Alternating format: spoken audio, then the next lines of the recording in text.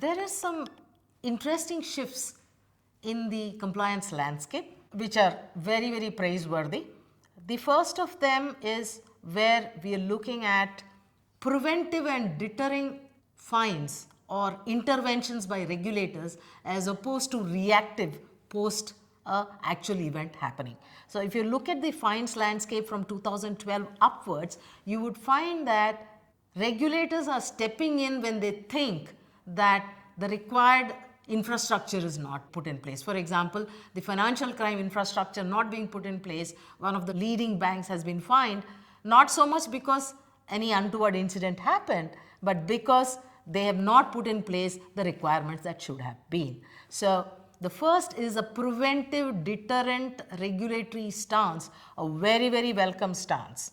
And again, flowing from that, another interesting thought, there has been conversation of banks which are, or organizations which are too big to fail. One of the regulators has asked, are they too big to regulate? And that is an interesting shift where you're looking not just from the financial services organization side, but also from the regulator side, are those organizations too big to regulate? So the conversation now is back to, should we be ring fencing some of the activities? Should we isolate the retail business in such a way that it doesn't get impacted by the more aggressive, for want of a better word, business stance of the rest of the industry? A second one is the individual focus versus the organizational from a fines and fees perspective. Today, 2013, 2014, if you pick the regulators and check the kind of fines, the kind of penalties imposed, you will find individuals to be, in terms of number of incidents, to be almost equal or greater than organizational. This is a welcome trend. This goes back to the fundamental fact that organizations don't breach. It is the individuals within the organization that breach.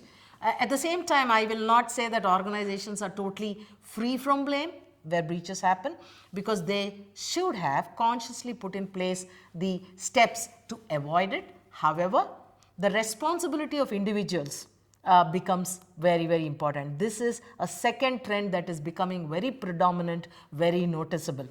I remember reading somewhere the position of a chief compliance officer, hard to get and hard to retain, because in the period that I've been in this industry, I've seen compliance officers being in some dusty corner on a table, somebody who had some time on their hands designated as such, to today where they occupy the CXO table.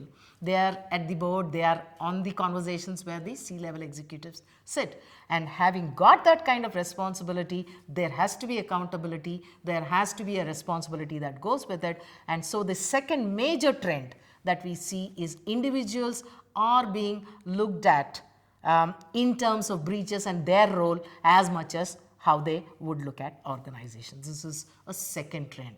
And a third one I've referred a minute earlier, which is the reporting constructs of the compliance group.